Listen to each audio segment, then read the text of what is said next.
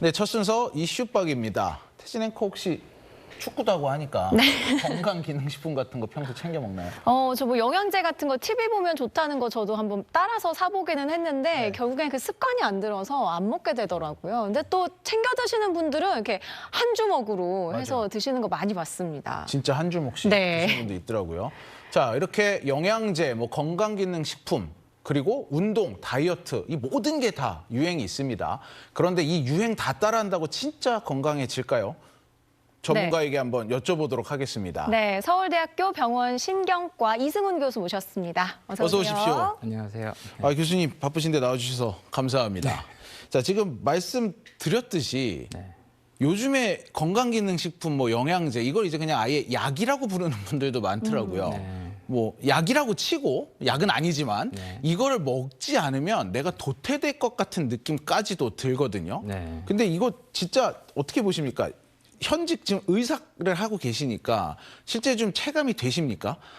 그럼요. 외래에서 환자들이 저의 진료를 받을 때 제가 쓰는 전문의약품보다 뭐 요즘 유행하는 약을 먹어도 되느냐 라고 물어보시는 분들이 굉장히 많죠. 그게 이제 영양제, 건기식 이런 걸 말씀하시는 네, 항상 거예요? 그렇습니다. 그래서 이게 유행 따라서 이제 환자들한테 듣게 됩니다, 저희들은. 그걸 약보다 더 신봉한다. 네, 저희들이 약을 쓸 때는 작용과 부작용을 다 얘기하니까 그 약을 뭐 계속 먹어야 되느냐 오히려 이렇게 얘기를 하는데 환자분들이 우리 약은 안 먹어도 영양제는 먹어야 되겠다 이러신 분들이 굉장히 많으세요. 최근에 그럼 뭘 많이 얘기하시나요? 요즘은 알부민이죠. 알부민. 알부민. 아니 저도 그 알부민 TV에서 많이 나와서 한번 찾아본 적이 있었는데 그냥 단백질이다라는 정도까지만 알고 있고 그게 정확히 뭔지 우리 인체에 어떤 영향을 미치는지는 모르는데 소개를 좀 해주세요. 일단 우리 몸에 있는 알부민은 혈액 안에서 굉장히 중요한 단백질입니다. 그래서 간은 우리가 어떤 음식을 먹건 많은 재료를 가지고 첫 번째로 하는 일이 알부민을 제작하는 일이에요. 만들어서 혈액으로 이렇게 보내면 그 알부민은 혈액 안에 항상성이라는 거를 혈액이 항상 그 상태에 있는 걸 조절하는 가장 중요한 단백질이 돼요. 그게 항상성의 첫 번째는 이 안에서 삼투압을 조정을 하고 그다음에 이 안에서 이제 항산화 작용도 하고 제일 중요한 거는 여러 물질들을 자기가 데리고 다니는 택배기사 역할을 합니다. 혼자 돌아다니지 않게 자기들이 데리고 다니고 작용하지 못하게도 하고 오히려 잘 이동시키기도 하고 그래서 우리 몸에서는 단백질 중에 이 알부민이 부족하게 되면 사람이 죽게 됩니다.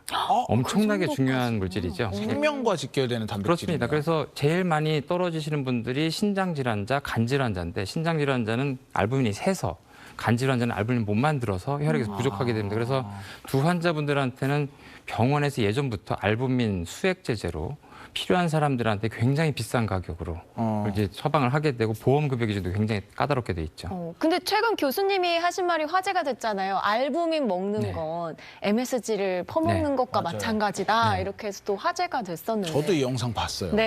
그러니까 사실은 이 중요한 알부민은 단백질인데 단백질 약제를 여태까지 수많은 제약회사와 의사들이 주는 방법은 주사밖에 없다는 걸 알고 있고 섭취가 아니라 이걸 여러분들 다 중학교 2학년 때부터 배웁니다. 모든 단백질은 우리가 먹었을 때 펩신과 염산과 그다음에 이제 또 췌장 효소에 의해서 다 조각조각 분해가 돼서 가장 작은 단위체인 아미노산으로 분화한 다음에 흡수를 한다. 그러니까 어떤 단백질을 먹어도 다 분해를 해요. 20가지 넘는 아미노산을 분해한 다음에 다 조각, 그러니까 레고로 아무리 멋진 작품을 받아도 그 집에 들어가려면 다 부셔서 들어가야 된다는 게 똑같습니다. 그럼 이제 받은 사람이 원래 작품으로 그대로 만들 수가 없죠. 그렇죠. 몸에서 필요한 대로 갖다 쓰겠죠. 그렇기 때문에 사실은 우리 몸에 필요한 단백질 재료가 많은 걸 주는 게 좋지 어떤 걸 좋은 작품을 만들었다 하더라도 그 작품이 만들어지지 않습니다. 간에서는. 블럭 하나씩만 받는다고 생각하시면 되죠. 그러면은 그 근사하고 반드시 필요한 알부민을 주사로 맞을 땐 완성된 레고 형태로 들어오는데 입으로 먹을 땐 다 분해가 돼서 다 분해가 됩니다. 그래서 제가 이제 MSG다 그렇게 얘기한 이유가 선정적인 표현으로 했지만 과학적인 표현입니다. 왜냐하면 MSG란 건 모노소디움 글루타메이트 약자거든요. 글루탐산에 나트륨 하나 붙었다는 뜻이에요. 이 글루탐산은 이게 분말화되지 않기 때문에 조미료를 만들 때 나트륨 일부러 붙여서 만드는데 그 조미료를 여러분들이 입에 닿는 순간 나트륨이 떨어지면서 글루탐산으로 분리가 됩니다. 그러니까 알부민은 알부민 안에 가장 많은 성분이 아미노산 중에 글루탐산이거든요. 그래서 결국엔 먹어서 다 분해가 되는 것 중에 제일 많은 게 글루탐산이 나오니까 네. 결국 조미료를 먹는 것과 동일한 효과를 낸다라고 말씀을 드린 거죠. 아니 그럼 지금 시중에 판매되는 이 먹는 네. 알부민 말씀하신 대로 유행을 느낄 정도로 열풍인데 예, 예. 이거 뭐 다 뭐 이렇게 말하면 어떨지 모르겠습니다. 사기다라고 봐도 되는 겁니까?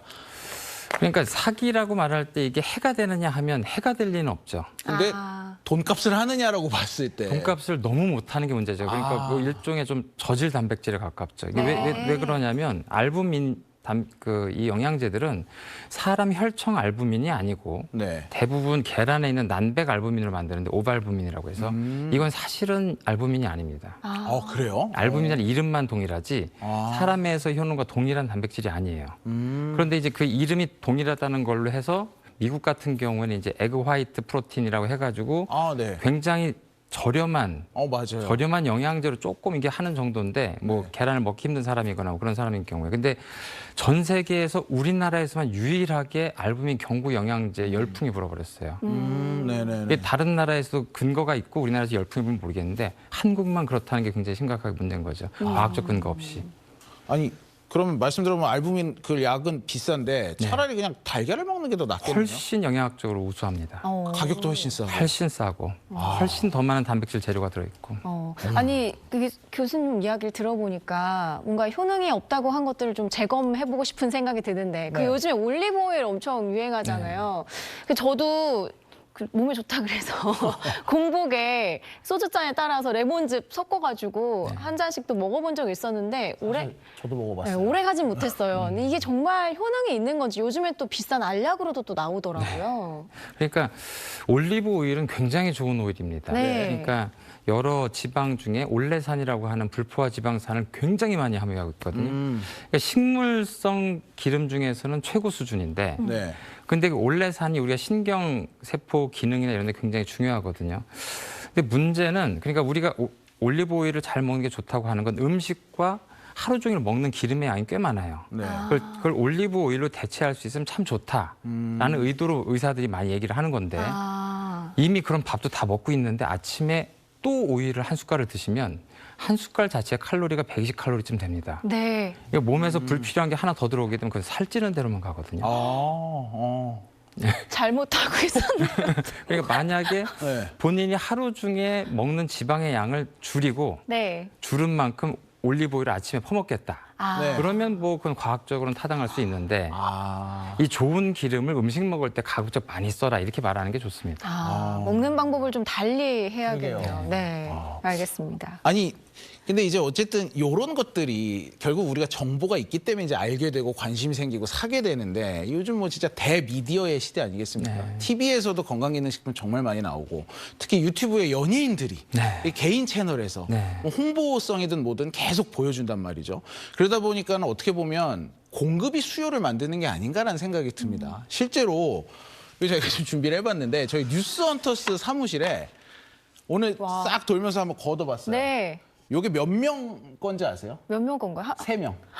세 명의 책상에서 가져온 게 이만큼이에요. 아니, 예, 요게 이제 딱 뭐 대부분 평균이 요 정도가 아닌가 싶은데 어떻습니까? 진짜 좀 어떻게 공급이 수요를 만드는 시장이 됐다 이렇게 보시는지요? 굉장하네요.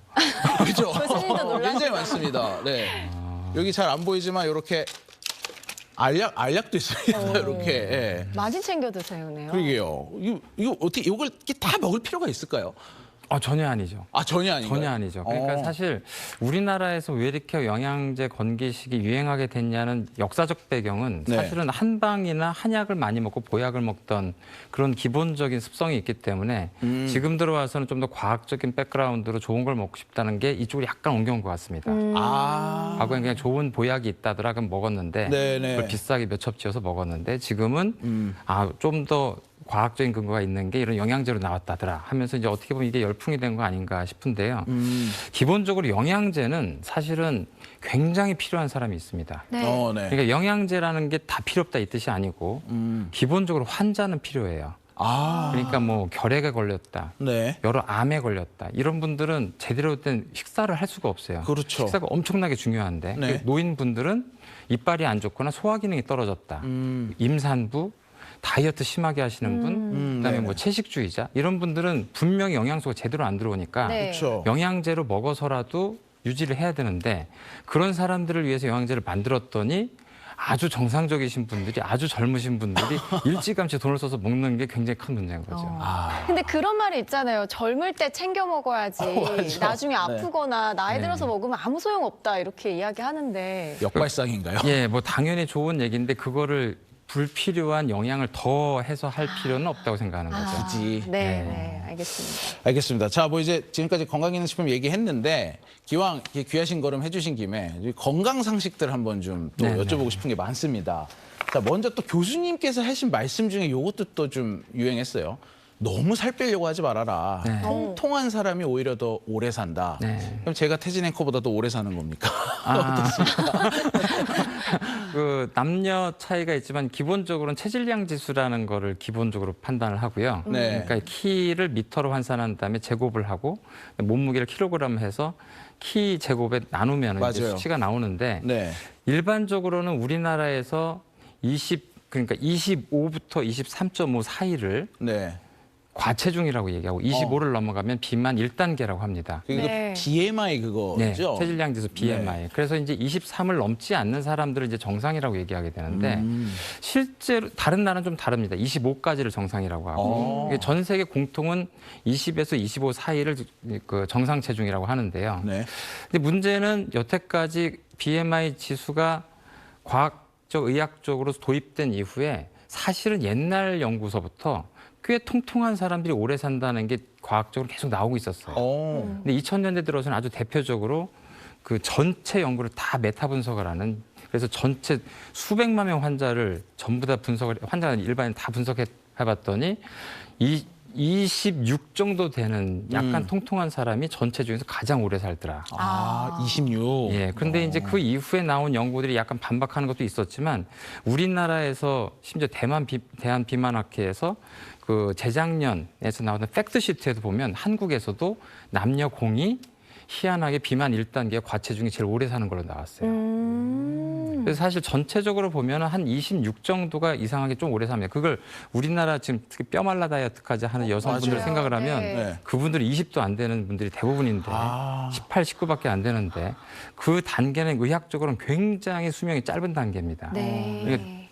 통통한 것보다 마른 게 훨씬 안 좋다고 나와 있어요. 그러니까 이걸 어떻게 해석해야 되느냐라고 보는데 해석 자체는 사실은 정상 체중이 일반인에겐 제일 좋습니다. 네. 하지만 환자로 진입할 단계쯤엔 그 다음부터 굉장히 많은 에너지를 병과 싸우는 데 써야 되거든요. 네. 네. 이게 마른 상태에서 진입하신 분들은 그 병을 이길 힘들이 거의 없어지게 돼요. 그렇겠네요. 그러니까 사실 건강한 시기 때는 정상 체중을 유지하는 게 좋고 네. 본인이 여러 가지 병이 생기는 상황에서는 약간 통통한 체형들이 훨씬 더 병을 잘 이기게 됩니다.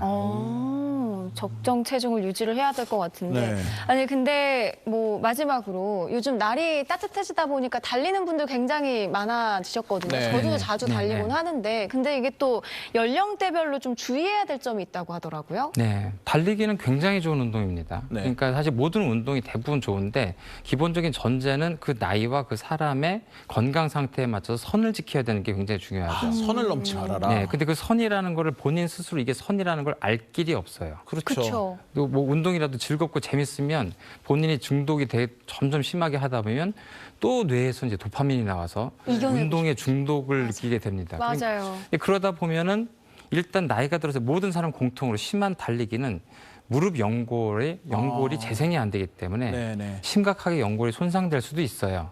반드시 그렇다는 건 아니지만 그리고 40대 넘어간 다음부터는 부정맥이 나타나거나 네. 심장 질환이 있는데 본인이 모르는 경우가 많은데 심한 운동을 하다가 갑자기 그 돌연사를 하는 상황들이 많이 아이고. 생깁니다. 그래서 영국 같은 경우도 돌연사 관련된 포스터를 기본적으로 달리기 하는 사람들 사진을 넣고 이렇게 해요. 정상인들 중에 돌연사가 꽤 많다. 당신도 그럴 수 있다. 이 사람들이 그 전에 전조 증상이 없었다. 이게 돌연사의 비중이 우리나라 사망 원인에 포함은 안 되지만 포함시킨다면 거의 2, 3등 할 정도가 됩니다. 엄청 높아요. 네. 네, 그래서 본인의 선을 지키는 게 좋은데 그 부분을 잘 한번 사람들별로 개인별로 잘 알아보시고 하시는 게 좋을 것 같습니다. 알겠습니다. 굉장히 중요한 포인트였던 것 같습니다. 네. 오늘 말씀 여기까지 듣겠습니다. 감사합니다. 감사합니다.